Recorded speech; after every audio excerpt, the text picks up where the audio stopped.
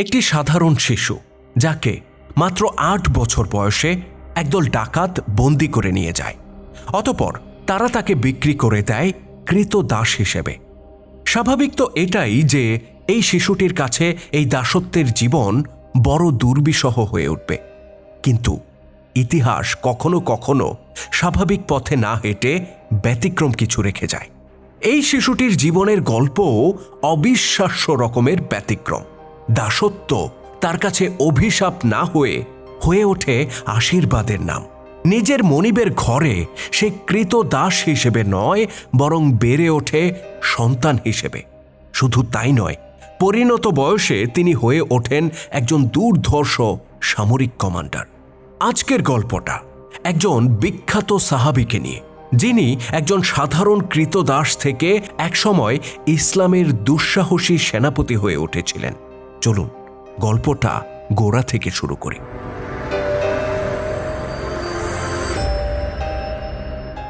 রাসূলুল্লাহ সাল্লাল্লাহু আলাইহি ওয়াসাল্লাম নবুয়াতের দায়িত্ব পাওয়ার কিছুকাল আগের কথা। একদিন মক্কায় 2 আগন্তুককে দেখা যায়। আগন্তুকদের একজনের নাম হারিসা ইবনে সুরাবিল, অপরজন তারই ভাই কাব ইবনে সুরাবিল। তারা ছিলেন আরবের নাজদ অঞ্চলের বনু কালব গোত্রের বাসিন্দা। হারিসা ইবনে সুরাবিলের এক পুত্র ছিল যার নাম ছিল জায়েদ। জায়েদের বয়স যখন 8 বছর, তখন একদল ডাকাত তাকে ছিনিয়ে নেয় এবং কৃতদাস হিসেবে বাজারে বিক্রি করে দেয়। পুত্র শোকে হারিসা পাগলের মতো কত জায়গায় ছুটে বেরিয়েছেন, কিন্তু কোথাও তার সন্তানকে খুঁজে পাননি। এই ঘটনার প্রায় 4 বছর পর তার গোত্রের কিছু লোক মক্কায় হজ করতে আসে। তারা সেখানে জায়েদকে দেখতে পায়। অতঃপর নিজেদের বসতিতে ফিরে যেয়ে তারা হারিসাকে জানায় জায়েদ বর্তমানে মক্কায় কৃতদাস হিসেবে জীবনযাপন করছে, আর তার মনিব হচ্ছেন কোরাইশ বংশের মুহাম্মদ ইবনে আবদুল্লাহ, যাকে মক্কার মানুষ আলামিন নামে ডাকে এবং খুবই সম্মান করে। খবরটা পাওয়া মাত্র হারিসা তার ভাইকে নিয়ে মক্কায় ছুটে আসেন। অতঃপর মুহাম্মদ সাল্লাল্লাহু আলাইহি ওয়াসাল্লামের সাথে দেখা করে তিনি বলেন, ওহে আব্দুল মুত্তালিবের বংশধর, আপনারা আল্লাহর ঘরের প্রতিবেশী, অসহায়ের সাহায্যকারী, ক্ষুধার্তকে অন্ন দানকারী ও আশ্রয় প্রার্থীকে আশ্রয় দানকারী। আপনার কাছে আমাদের যে সন্তানটি রয়েছে তার ব্যাপারে আমরা এসেছি, তার মুক্তিপণও সাথে নিয়ে এসেছি। আমাদের প্রতি অনুগ্রহ করুন এবং আপনার ইচ্ছামতো মুক্তিপণ নির্ধারণ করে তাকে আমাদের হাতে তুলে দিন।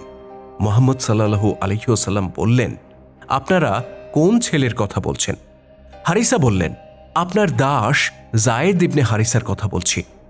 রাসূলুল্লাহ সাল্লাল্লাহু আলাইহি ওয়াসাল্লাম তখন বললেন, আমি আপনার কাছে মুক্তিপণের চেয়ে উত্তম কিছু প্রস্তাব করছি। আমি তাকে আপনাদের সামনে ডেকে আনব। অতঃপর সে নিজেই নির্ধারণ করবে সে আমার সাথে থাকবে না আপনাদের সাথে চলে যাবে। যদি সে আপনাদের সাথে যেতে চায় তাহলে কোনো মুক্তিপণ ছাড়াই আমি তাকে দিয়ে দেব। হারিসা তো এই প্রস্তাবে ভীষণ খুশি হলেন। অতঃপর জায়েদকে ডাকা হলো। মুহাম্মদ সাল্লাল্লাহু আলাইহি ওয়াসাল্লাম তাকে বললেন, তুমি ইচ্ছে করলে তোমার বাবা ও চাচার সাথে চলে যেতে পারো, আবার ইচ্ছে করলে আমার সাথেও থেকে যেতে পারো। জায়েদ কোনো রকম ইতস্তত না করে সাথে সাথে বলল, আমি আপনার সাথেই থাকব। হারিসা তো পুত্রের মুখে এই কথা শুনে হতভম্ব হয়ে পড়লেন। তিনি বললেন, তোমার সর্বনাশ হোক জায়েদ, নিজের পিতা মাতাকে ছেড়ে তুমি দাসত্ব বেছে নিলে। জায়েদ তখন মুহাম্মদ সাল্লাল্লাহু আলাইহি ওয়াসাল্লামের দিকে তাকিয়ে বলল, আমি কখনো তাকে ছেড়ে যেতে পারবো না। জায়েদের মুখে এই কথা শোনার পর মুহাম্মদ সাল্লাল্লাহু আলাইহি ওয়াসাল্লাম তার হাত ধরে তাকে কাবা ঘরের নিকটে নিয়ে আসলেন। অতঃপর উপস্থিত জনতাকে লক্ষ্য করে তিনি বললেন, ওহে মক্কার বাসিন্দারা, তোমরা সাক্ষী থেকো, আজ থেকে জায়েদ আমার পুত্র, সে হবে আমার উত্তরাধিকার আর আমি হব তার উত্তরাধিকার। জায়েদের বাবা ও চাচা বুঝতে পারলেন মুহাম্মদ সাল্লাল্লাহু আলাইহি ওয়াসাল্লাম কোনো সাধারণ ব্যক্তি নন। তারা এই ঘটনায় খুবই খুশি হলেন এবং জায়েদকে তার কাছে রেখে নাজদে ফিরে গেলেন। সেই দিন থেকে জায়েদ ইবনে হারিসা হলেন জায়েদ ইবনে মুহাম্মদ। তাকে সবাই মুহাম্মদের ছেলে হিসেবে সম্বোধন করত। পরবর্তীতে আল্লাহ তাআলা পবিত্র কোরআনে আয়াত নাজিল করে সবাইকে যার যার পিতার নাম ধরে ডাকার হুকুম নাজিল করলে পুনরায় তিনি যায়েদ ইবনে হারিসা নামে পরিচিতি লাভ করেন। যায়েদ রাদিয়াল্লাহু তাআলা আনহু যেমন নিজের পিতা মাতাকে ছেড়ে রাসূলুল্লাহকে বেছে নিয়েছিলেন, রাসূলুল্লাহও ঠিক তেমনি যায়েদকে গভীরভাবে ভালোবেসেছিলেন। কৃতদাস নয়, বরং পুত্র স্নেহ দিয়ে তিনি তাকে বড় করেছিলেন। যায়েদ দূরে কোথাও গেলে তিনি উৎকণ্ঠিত হয়ে পড়তেন এবং ফিরে আসলে এতটাই খুশি হতেন যা অন্য কারো ক্ষেত্রে তিনি হতেন না। রাসূলুল্লাহ সাল্লাল্লাহু আলাইহি ওয়াসাল্লাম যখন নবুয়াত লাভ করেন তখন যায়েদের বয়স আনুমানিক 15 বছর। ওই বয়সেই তিনি সত্য মিথ্যার পার্থক্য বুঝতে পেরেছিলেন এবং প্রথম ডাকেই ইসলাম গ্রহণ করেছিলেন। হযরত খাদিজা রাদিয়াল্লাহু তাআলা আনহার পরে সর্বপ্রথম ইসলাম গ্রহণকারী 3 জনের একজন তিনি। অপর দুজন হচ্ছেন হযরত আলী রাদিয়াল্লাহু তাআলা আনহু এবং হযরত আবু বকর রাদিয়াল্লাহু তাআলা আনহু। ইসলাম গ্রহণের পর থেকে মৃত্যুর আগ পর্যন্ত যায়েদ রাদিয়াল্লাহু তাআলা আনহু আল্লাহর দ্বীন প্রতিষ্ঠার জন্য নিরন্তর সংগ্রাম করে যান।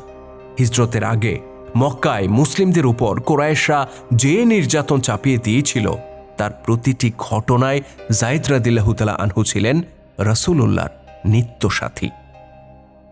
নবুয়তের 10 বছর পর রাসূলুল্লাহর চাচা আবু তালিব ইন্তেকাল করলে মক্কায় ইসলাম প্রচার করা অসম্ভব হয়ে পড়ে। এই অবস্থায় আল্লাহ নবী ইসলামের বাণী নিয়ে প্রায় 90 কিলোমিটার দূরে তায়েফ শহরে যান। যায়েদ রাদিয়াল্লাহু তাআলা আনহু এ সময় তার একমাত্র সফরসঙ্গী হয়েছিলেন। তায়েফে পৌঁছে রাসূলুল্লাহ সাল্লাল্লাহু আলাইহি ওয়াসাল্লাম সেখানকার নেতাদের কাছে আল্লাহর দ্বীনের দাওয়াত পেশ করেন, কিন্তু তারা সেই দাওয়াত তো কবুল করলই না, বরং শহরের দুষ্ট বাচ্চাগুলোকে তার পেছনে লেলিয়ে দিল। তাদের প্ররোচনায় এই বাচ্চাগুলো রাসূলুল্লাহর গায়ে পাথরের পর পাথর ছুঁড়তে লাগল। এতে তিনি ভীষণ রক্তাক্ত ক্ষত বিক্ষত হয়ে পড়েন। যায়েদ রাদিয়াল্লাহু তাআলা আনহু এ সময় নিজের শরীর দিয়ে আল্লাহ নবীকে আড়াল করার চেষ্টা করেন এবং নিজেও গুরুতর আহত হন।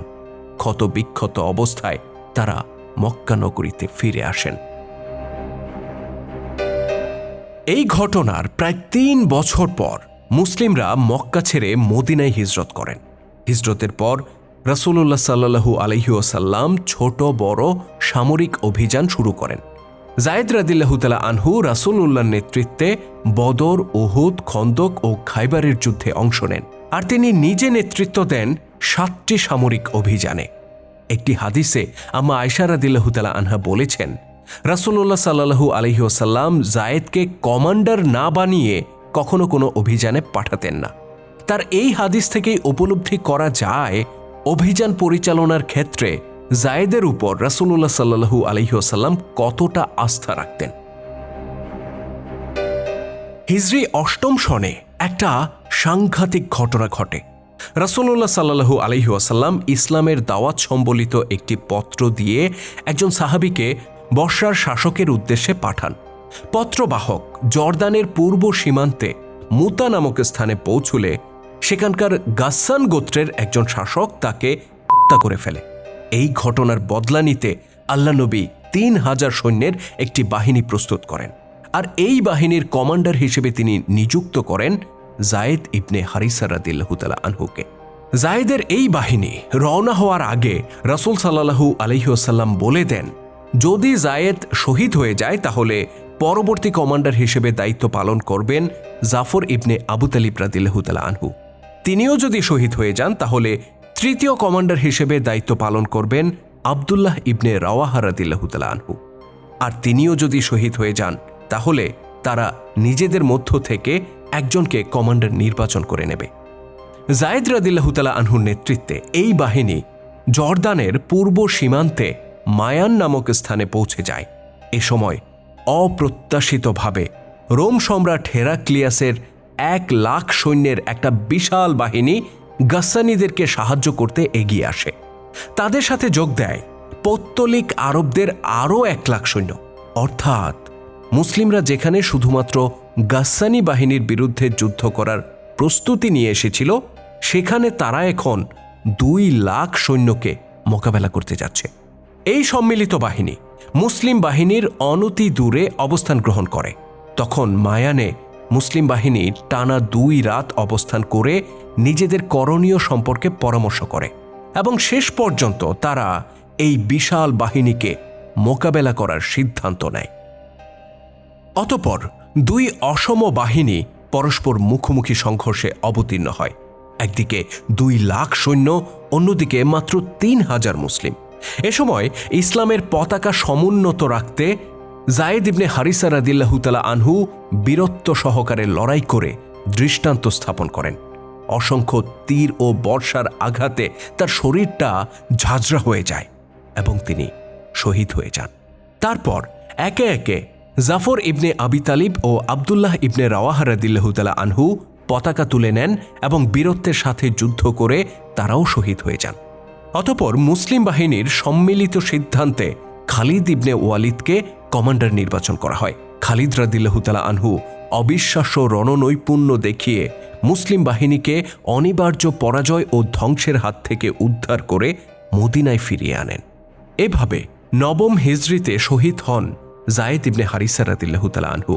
মুতার যুদ্ধের এই দুঃসংবাদ রাসূলুল্লাহ সাল্লাল্লাহু আলাইহি ওয়াসাল্লামের কাছে পৌঁছলে তিনি এতটাই শোকাতুর হয়ে পড়েন যে আর কখনো তাকে এত শোকাহত হতে দেখা যায়নি।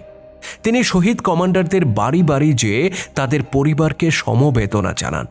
যায়েদের বাড়িতে পৌঁছলে তার ছোট্ট মেয়েটি কাঁদতে কাঁদতে রাসূলুল্লাহকে জড়িয়ে ধরে। রাসূলুল্লাহও এ সময় উচ্চ স্বরে কেঁদে ফেলেন, যেমনটা তাকে আর কখনো করতে দেখা যায়নি। যায়েদ রাদিয়াল্লাহু তাআলা আনহু ছিলেন এমন একজন সাহাবী যিনি সবসময় খুঁজে বেড়াতেন কোন কাজটা করলে রাসূলুল্লাহ খুশি হবেন। একদিন আল্লাহ নবী সাহাবীদেরকে বললেন, তোমাদের মধ্যে কে আছে যে একজন জান্নাতি নারীকে বিয়ে করতে চায়? যদি চায় তবে সে যেন উম্মে আইমানকে বিয়ে করে। উম্মে আইমান রাদিয়াল্লাহু তাআলা আনহা ছিলেন একজন বয়স্কা নারী। বিশেষ করে যায়েদ রাদিয়াল্লাহু তাআলা আনহুর তুলনায় তার বয়স ছিল অনেকটাই বেশি।